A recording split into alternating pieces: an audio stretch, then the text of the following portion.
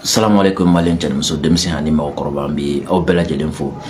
video yi amani ni aw fe aka a partager ko sobe e ani communiquer tellement soro ka bon anga armée yoro ko fami soma dai ko chenikala ko bi anga moko kan anga moko kono wula ko jo nyala sona ma communiquer ko ameno kono kuma baylema aw ye bamane kana pour que aw be afam o tembelun ko fe femi mondoro attaquer tembelun ko fe armée communiquer flana fana ke ka yera ka fa ko ako to kera tugumna we ñefolke olu fana na ansera ka chenikala nunu ka France ka cide nunu ansera ko ka ñemko chaman fa ni senfe amna o fana communiquer ko kono kuma ñafa aw ñana juste yano che ni kunye sincèrement l'islam inta don mo mi ada parce que nya soro temps et j'ai jugé nécessaire ka kala parce que abika kuma soro sude ka surtout menu ni tora kelena parce que abena hakili jigin kosobe nga grenadien dola nga équipe la den dola mbalonta ñon dola nous tara fleur de l'âge ni tantôt voilà qu'on a la uduna armée là et malheureusement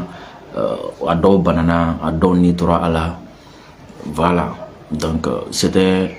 bena ka foli katogo do kanyeshi bena ka contribution fana katogo do kanyeshi jamana ma kanyeshi anka sorasuma ni ku ambalo muso fana ka contribution katogo kanyeshi anka sorasuma ni hommage voilà vraiment ni hommage mérité len ka kanyeshi anka famama donc amani na fait vidéo aka partager ko sobe juste le temps que anga communiquer dale ka kono kuma kala awye parce que chama so la ka wuli so madana ni kono fone ka foko famier anga daga doy ka foko chenikala ko ngi feka chenika ka nyeshi aroma donc on a attendu une fois nous fois on yana ko ambe kuna fonu chama so mais min kan kuna fonu ala o yanga kononike ka ta asun koro surtout ambe kele de la antna green tuguni ka jugu ka kuma ta doron ka fako amba chari donc ambe comment dire là en irait emballement ou mi amboluta ambofo donc comme ça voilà oui attends le flanc on fana kele ke tout do et quoi voilà communiqué numéro 18 de l'état-major général des armées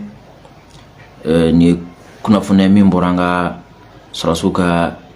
nyamoko ya soro kuna fune atan sheginando. L'état-major général des armées porte à la connaissance de l'opinion que les forces armées maliennes ont très tôt ce matin repoussé une attaque des groupes armés terroristes. Ko bada anga sorasi nyamoko be anga sorasu ka nyamoko so bada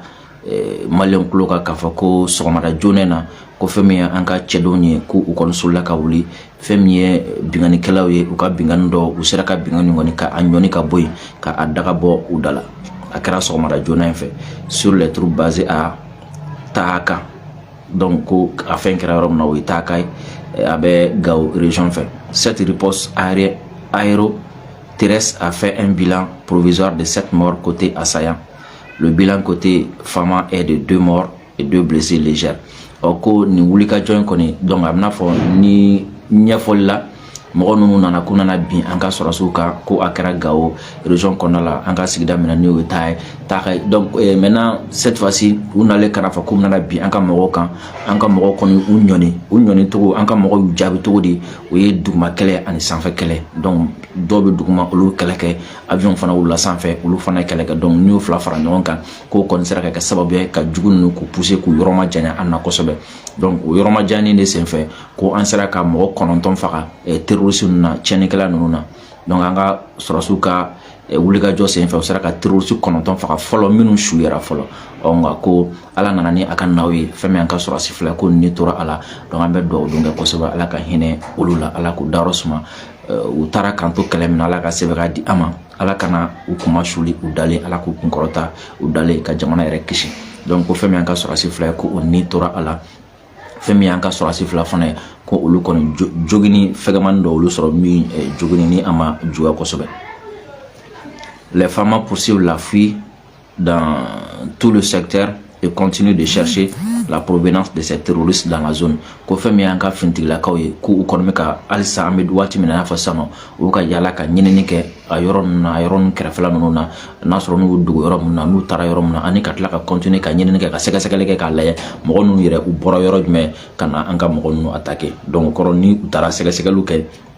n'u y'u ka kanw ye n'u y'u bɔrɔ ni fɛnw ye o la u na sɔrɔ ka taa olu tiɲɛ i n'a fɔ bɛ Mondoro ta kɛ cogo min na. L'état-major général des armées présente ses condoléances les plus attristées aux familles des militaires tombés sur le champ d'honneur et souhaite prendre rétablissement aux blessés ko fɛn min y'an ka sɔrɔsiw ka ɲɛmɔgɔso kɔnɔ k'a bɛ dugawu don kɛ ka tasibila kɛ mɔgɔ minnu ni tora ni kɛlɛ na an ka mɔgɔw la ka tila ka dugawu don fana kɛ banabaatɔ minnu bɛ yen nɔ ko Ala ka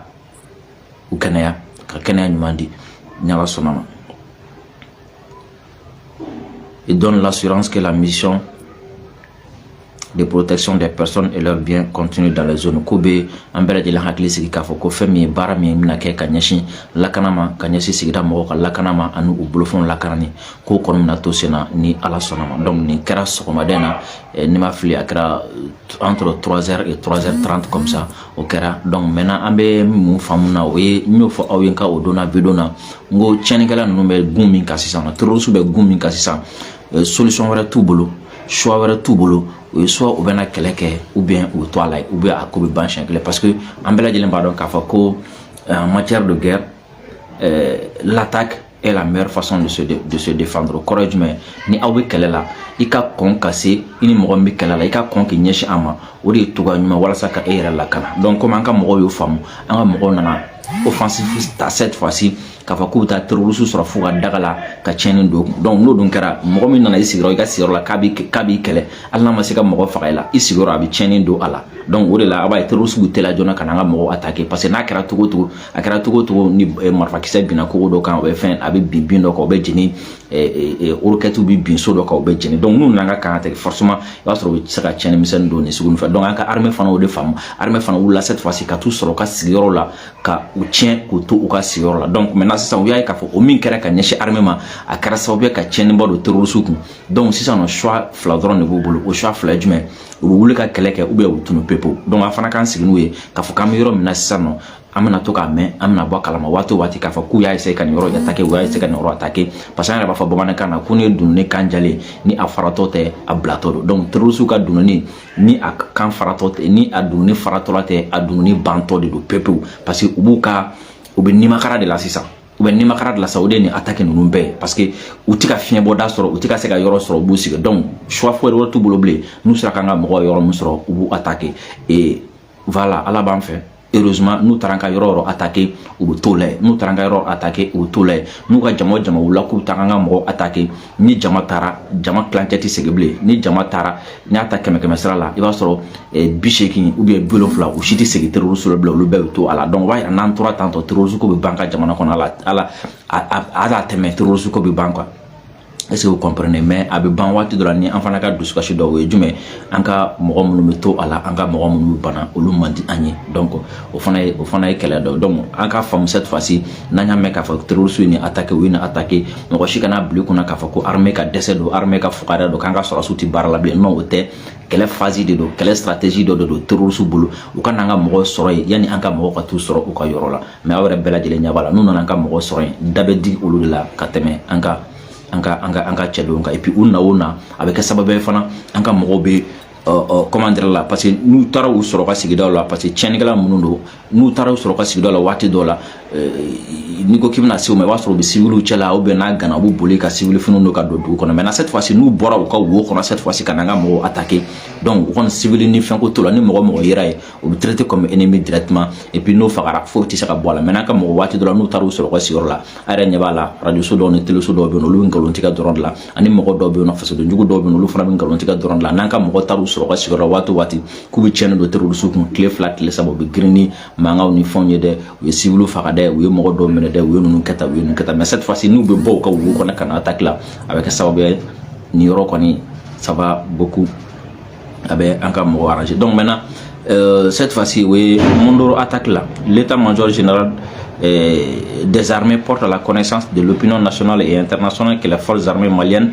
continuent de consolider les acquis de leur réaction vigoureuse contre la coalition des groupes armés terroristes en débandade dans la zone de Mondoro depuis le 4 mars. Depuis 4 mars, tɛmɛlen kɔfɛ mars kalo tile 4 n'o o juma tɛmɛlen ni an ka mɔgɔw attaquera Mondoro ko o do fo bi an ka mɔgɔw kɔni wuli ka jɔ la mɔgɔ ninnu bɛ k'u ɲini cogo min na u bɛ ka an ka mɔgɔw bɛ ka tiɲɛnikɛla ninnu ɲini cogo min na u bɛ k'u ɲini o cogo la donc tiɲɛnikɛla ninnu yɛrɛ kɔni dogora u siranna u bɛ ka fɛn sugu bɛɛ kɛ k'u dogo mais an ka mɔgɔw bɛ k'u ɲini halisa ka tiɲɛni don u kun. Ainsi les missions d'observation et de renseignement en profondeur ont permis de localiser des zones de repli de certains groupes terroristes. Par conséquent, des actions offensives aériennes à travers des frappes ciblées ont détruit des plots logistiques et des convois ennemis. Donc, on y de ces faits. À Karasababe, en cas de terrorisme, u bɔra yɔrɔ dɔw la kana yɔrɔ dɔ la n'u t'u dogo yɔrɔ min na n'u jabala minnu bɛ yen nɔ minnu nana Mondoro attaquer ko an ka mɔgɔw n'u jabala caman ye u sigiyɔrɔ caman ye donc an ka mɔgɔw sɔrɔla ka mission labɛn cette fois-ci avion na yɔrɔ minnu yira ka taga tiɲɛni caman don u kun ani u faralen ɲɔgɔn kan u ka convoi dɔw ani dɔw segimatɔlaw ani dɔw taatɔ dogo fɛnkɔrɔ fɛ an ka mɔgɔw ye avion olu fana susu ka caman faga olu la ka caman kɛ kuntisiw ani dafarasiw ye. En outre, des renseignements reçus sur la base des observations après recoupement ont permis de confirmer les pertes importantes infligées aux terroristes. 9 corps ennemis en état de putréfaction ont été découverts pendant le ratissage tout autour de la garnison de Mondoro. Aussi, il est à noter avec certitude que certains leaders terroristes ont été neutralisés, à savoir donc ni ngosili nun kɔfɛ ni ngosili nun kɔfɛ a kɛra sababu ye an ka mɔgɔw ye sɛgɛsɛgɛliw ta ka kunnafoniya minnu ta o kɛra sababu ye an ka mɔgɔw bɔra fɛn min terroriste su 9 ani minnu faga sɔgɔmada olu tɛ kelen dɛ nin kɛra Mondoro kɛrɛfɛla la ko Mondoro kan kɛrɛfɛlaw la an ka mɔgɔw ye yaala minnu kɛ ka yɔrɔ foli minnu kɛ k'u taara bɔ terroriste su 9 fana kan olu kɔni ko f'u k'u ɲini ka tiɲɛ donc an ka mɔgɔw olu ye ani o kɔfɛ k'u ye kunnafoniyaw sɔrɔ kunna ka sɛgɛsɛgɛliw kɛ k'a yira k'a fɔ ko mɔgɔ minnu sara terroriste la Mondoro kɛlɛ la ko u ka ɲɛmɔgɔ kɔgɔlenba dɔ tun b'a la o fana ta bɛɛ a filanan ye jumɛn a mɔgɔ ninnu fana bɔra yɔrɔ minnu na a ɲɛmɔgɔ ninnu bɛ bɔ yɔrɔ minnu na olu fana dɔnna n bɛn'o de bɔyɔrɔ di aw ma sisan. ɲɛmɔgɔ fɔlɔfɔlɔ dɔ bɛ yen nɔ o tɔgɔ ye ko Ibun Ibrahim ani mɔgɔ wɛrɛ bɛ yen n'o ye Malam Abubakar toutes les nationalités nigériennes a ye nin yɔrɔnin fɔ Bazoum ye kosɛbɛ transférer il faut transférer cette partie là Mohamed Bazoum ko a ye mɔgɔ minnu bila k'u nalen filɛ na attaquer a ye nin fɔ Bazoum ye Bazoum tes amis que tu as libérés u nana Mali attaquer wa Bazoum wa mɔgɔw da la nya Mali donta Mali beta Mali donta Mali bota les gens quittent chez toi et viennent nous attaquer ici. Niger terroriste ɲɛmɔgɔ ba fila an ka mɔgɔw de faga Mondoro kɛlɛ la sɛbɛnni filɛ communiqué kɔnɔ la Nigériens de don u bɔra Niger de u sigilen tɛ Mali la dɛ u bɔra Niger de kana Mali attaquer nka an ka mɔgɔw y'u ka kuntisiw ani dafarasiw ye donc ça veut dire que Bazoum tu es complice.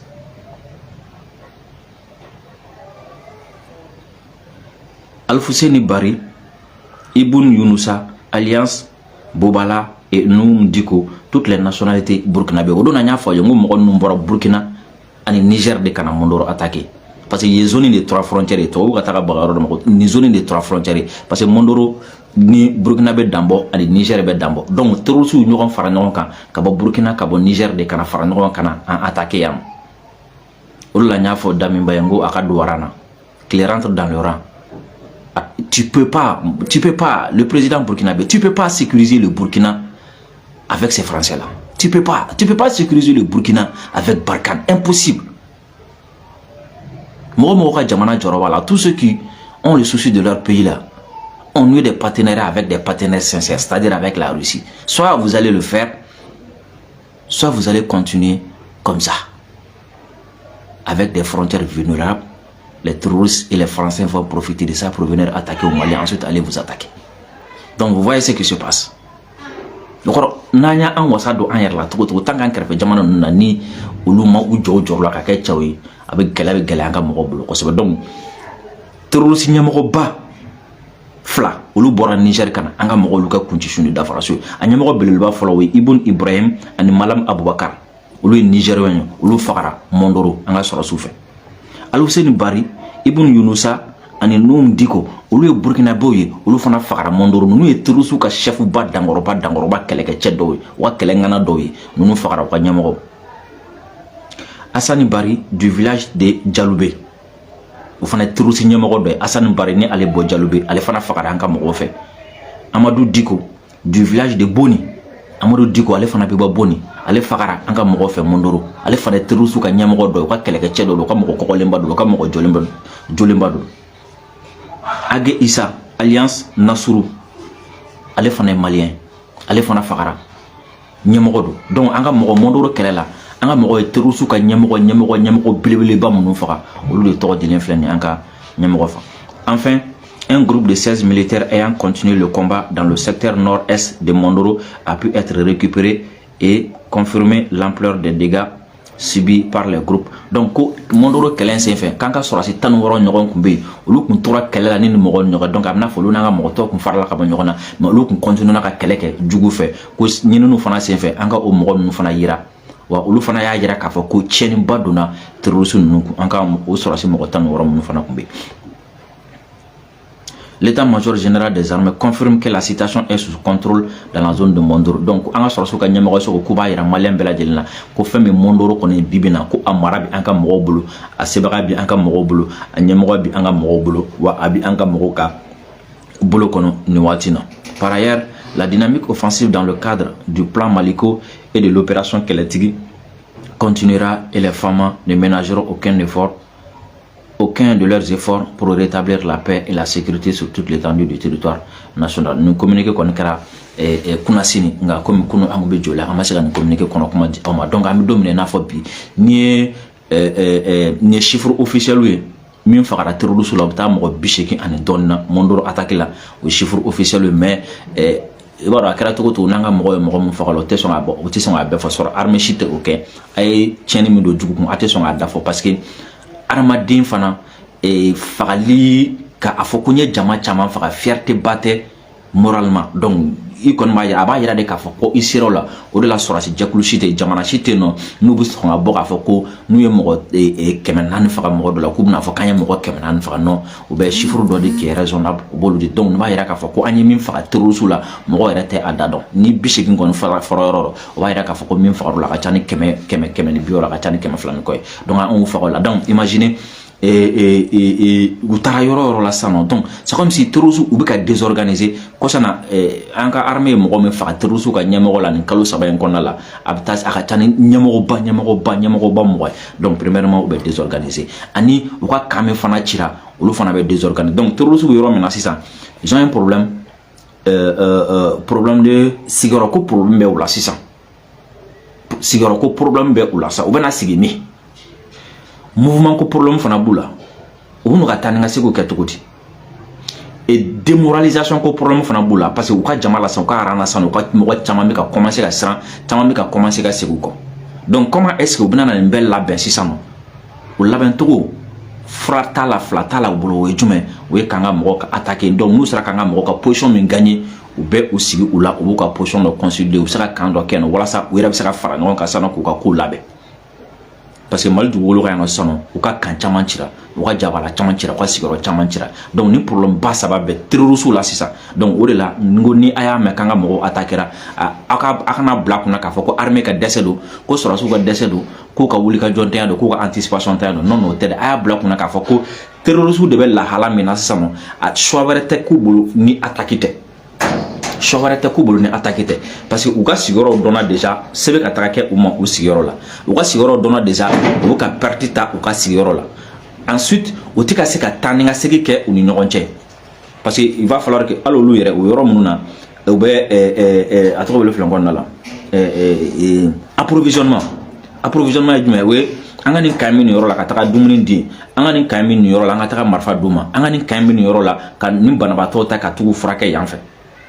donc terroristes fana fɛn ka se k'u ka logistique latɛmɛ k'u ka dumuni latɛmɛ k'u ka fɛn bɛɛ latɛmɛ donc o tɛ se ka kɛ fo a k'a sɔrɔ u bɛ se ka taa ni ka seginw de kɛ fo a k'a sɔrɔ sigiyɔrɔ dɔ b'u bolo donc ni o sigiyɔrɔ n'u korona k'a fɔ k'u tɛ se ka taa ni ka segin kɛ donc ni u ka sigiyɔrɔ tigɛra ka bɔ ɲɔgɔn na cette fois ci donc mun bɛ kɛ donc minnu bɛ yen fɛ kɔngɔ b'olu minɛ olu tɛna dumuni sɔrɔ k'a dun banabaatɔ min bɛ yen u tɛna se k'u furakɛ minnu bɛ yen fɛ kɔngɔ b'olu fana minɛ banabaatɔ bolo u tɛna se k'a furakɛ donc u fila faralen bɛ to ka bɔ ɲɔgɔn na donc soit u bɛ sa kɔngɔ la ou bien ou be faire donc on va attaquer donc cette fois-ci donc nous sera attaquer nous yoro mais attaquer nous sera sena donc cette fois-ci ou sera ko jonction que ça donc est-ce que be ka fam ka fo terrorisme mu position mu sana ka fo ku position gelemba de la ou dibuni mbade do no watina ou torolen bade do no watina donc o de be no watina ça va justifier on mena attaquer chamanye parce que ou yoro mena sana c'est comme si ni wulu kunci yana ni ka bola vraiment o ro koni na yi fɛn fɛn sɔrɔ la bo kinya donc o yɔrɔ min na o bɛ ni makara de la sisan o bɛ sigara de la donc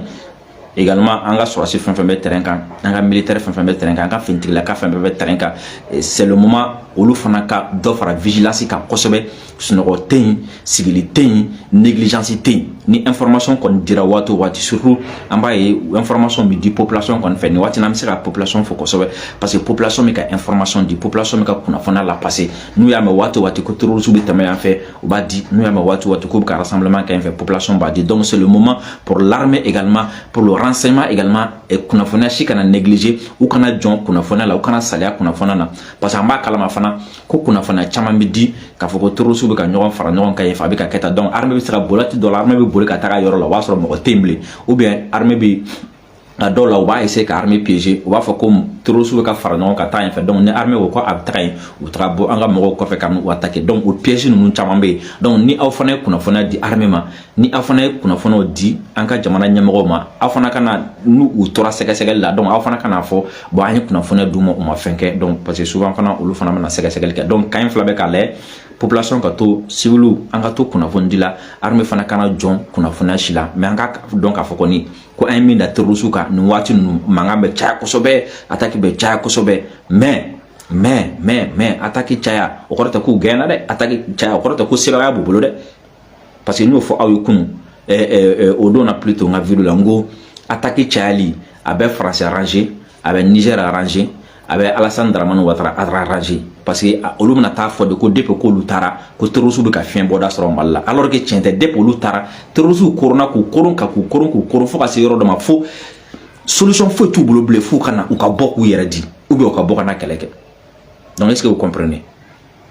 voilà donc il y a pas de solution t'u bolo bilen donc an ka kanw bɛ yɔrɔ dɔ an ka sɔrɔsiw bɛ yɔrɔ dɔ kanw ka renforcer cɛdenw ka to jɔlen ni Ala sɔnna ma sɛbɛgaya an bɛ a sɔrɔ donc an kun bɛ fɛ ka ni information fitinin di aw ma bi ka jɔla k'a bɛɛ lajɛlen fo kunun an bonyana jɔla an ye karama sɔrɔ jɔla an ye bɛrɛbɛrɛ sɔrɔ jɔla an ye sincèrement an wasara jɔla donc Yirawolo Debuso la part tɔgɔ la ne bɛ jɔla région mɔgɔ k'a bɛɛ lajɛlen fo ka surtout an tɛmɛtɔla Fanakaw u nana an kunbɛn k'an bonya k'an karama kosɛbɛ an bɛ Fanakaw fana fo ni Ala sɔnna ma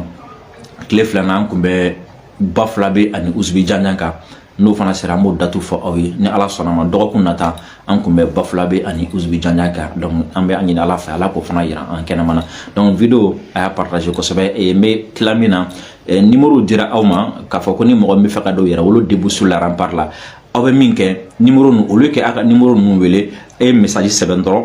aw bɛ dugu min na a b'o dugu tɔgɔ sɛbɛn aw bɛ aw yɛrɛ tɔgɔ ni aw jamu sɛbɛn aw b'a ka téléphone numéro k'a dugumana na aw b'a kɛ SMS dɔrɔn k'a ci numéro ninnu na c'est très facile o ka fisa ala k'a fɔ ko a bɛ